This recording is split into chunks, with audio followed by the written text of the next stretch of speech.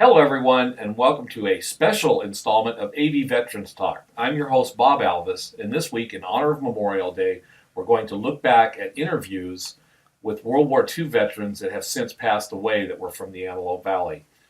Our first interview is with Joe Moser, World War II P-38 pilot and POW, who was shot down in World War II.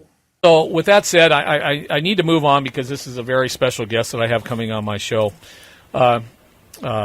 He's on the line here, and let me give you a little lead into to Joe. Joe Moser, I met this summer at a gathering of fighter pilots in Thousand Oaks. Joe Moser has an extremely unique part in American history, and the sacrifice that we have by our soldiers for this country. Joe was a fighter pilot in the 474th, and I believe it was in August, the date escapes me, he was shot down.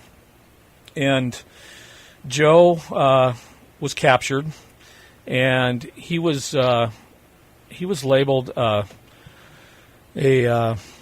terraflieger is what I believe it is the correct pronunciation of that.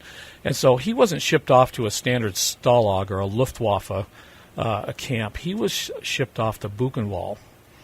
And as an American pilot, shot down, put into a Nazi concentration camp where this is a very blunt show where the ovens are going 24 hours a day, and tens of thousands were killed there. And he was in the midst of all this. And his existence and his survival and his courage every day to keep the good fight going and just to survive to the next day is just an amazing thing. He has a book out that you can get, and I'll make sure that you get the information that you need to get a copy of this book, because this is a book that needs to be in the hands of every American, I guarantee you, because of what he represents and what he's done. He was actually had medical experiments done on him by the Nazis, and what it was like to live in that camp and the food and not live in a barracks, to be told, this is your barrack, you sleep on the rocks every night in the cold with a third of a blanket and with just your prison uniform, and day after day after day of this kind of abuse and the inhumanity to mankind. And you know what, when I started this journey to bring Joe on the show here, there's a Palmdale connection to this fine man and gentleman, and I'll talk a little bit about that. So with that said, can we bring Joe on here and stuff? Joe, are you out there? Joe, can you hear me? Hello, Joe. Yes. Yay, Hello. Joe. Hey, good morning, Joe. How's everything up north of Seattle this beautiful morning? Well, it's not raining now anyway. That's one thing. That's a good thing. I think you said you're 100 miles north of Seattle, correct? That's right. Yeah, and stuff. And boy, you do get a lot of rain up there, and we're on the other end of the spectrum. We're down in the desert, so we wish we could get just half of what you get up there. So. Well, sometimes we kind of like you to take it. Yeah, we sure would, especially when it's fire season down here. So anyway, I want to introduce you. I've got a couple more guys in there and stuff. I've got Pastor Tom, Carter Green, and TV Hall. You guys all want to say hi to Joe? Good morning, Joe. Good morning. This is TV. Yeah. This is Carter. Good morning. Yeah. So we got a whole crew in here, and I was trying to bring my audience up to speed on your story, and it's a very unique story. Well, I guess it can't be called a unique story because you had another 160 other pilots with you in Buchenwald. Is that correct? That's right. And right. How in the world did a fighter pilot, because normally you guys were captured and you were sent off to the Stalags and you went off to the Luftwaffe camps or whatever. How in the world did you get basically put into a group that went to a death camp like this? Well, we kind of wanted that too, but Yeah. At the time we found out that Hitler had ordered us that were captured to be destroyed anyway. To get Well, they considered you terrafliegers. Is that correct? That's right. Terrafliegers, which was basically a a person. When you were captured, did you go around with the French underground for a little while, or were you immediately captured? About 15 minutes. Oh, 15 minutes. Oh, you did. So you didn't spend a lot of time. So when they labeled you that as almost a terrorist to the Nazi regime, I'm kind of thinking it. So was the mindset that you ended up being shipped to Buchenwald? That's it. Yes. Yeah. Okay. And you were held in France. Oh, what was the town in France? It wasn't Paris. It was what was it? Friends prison in Paris, yes. Yeah, and how long were you in that prison before they loaded you onto the trains to ship you up to the camp? 1 day. 1 day. And that train trip was, how many days was that? 5 days. 5 days, and how many of you, were you in there with fellow pilots, or were you in there with the Jewish population, or who was? Part of the train, yes. Yeah. But, yeah, there were 168 of us, Allied flyers, Uh-huh. that had been put in the prison. Okay. And when the Allies got close to Paris, they emptied the prison out and sent us all to Buchenwald concentration camp. Right. So you ended up in Buchenwald there, and there was how many guys in each one of those railroad cars? And they're not like the railroad cars we see today. They were very small. They had a name for them. I remember it was something like they were built for basically 10 horses and 10 horses, yeah. 10 horses. And how many guys were in one of those?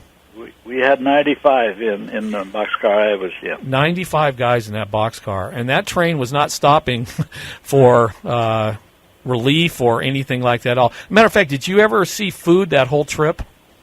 No, we never did get fed. We got out of the boxcar one time. Uh-huh. But other than that, we were in the boxcar the whole trip 5 days. for 5 days with no food, no sanitary facilities, and none. Oh my God! So, so I've read your book and your first day in Buchenwald, and I was haunted by the image of when you were unloading, and you said the blank stares of the people behind the fence looking at you as you were being let in there, and how haunting that must have been to you. And how old were you when this was taking place? I was 20. Wasn't quite 22. 22 years old, and 22 years old. You know what? I understand the spirit of the American fighting man and things like that, but you must have realized you were in dire straits at that point. Obviously, correct? Correct. And one of the guards, when they marched you past and you saw the smoke coming out of the crematorium, made a statement to you that was, that's the only way you're going to leave here, correct? That's right. And Joe, your spirit at that point, did you have a feeling of foreboding, of helplessness, or? It was pretty low. Yeah. Really, there didn't seem to be much hope at all anymore. Yeah. The thoughts of loved ones. I guess the only, and there is no upside to this. Don't take this in the wrong way. I guess the only upside was the fact that you were with fellow pilots. That's right. And that must have been at least a little comfort, because the sharing of home, the stories, you could at least converse with these people, and you could find strength, I guess, in just your numbers of being American pilots and Americans together in this terrible, terrible situation. Right, you are. Yeah. So you're in the camp, and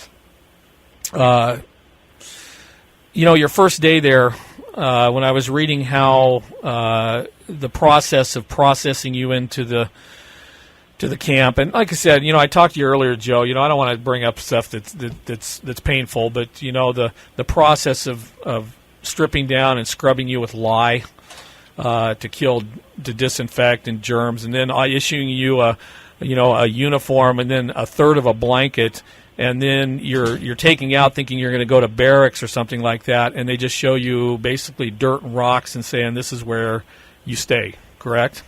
That's right. And so your first night was spent sleeping on rocks in dirt with a third of a blanket with some of your guys, and not even able to have enough of a blanket to make a pillow or anything like that. Nothing like that. Bro. Nothing like that, and still no food. Up to this point, you did get your little cup, I remember reading, but at this point you still hadn't had any food, and the talk of conversation went to talking of food and hunger, which I guess that was a little bit of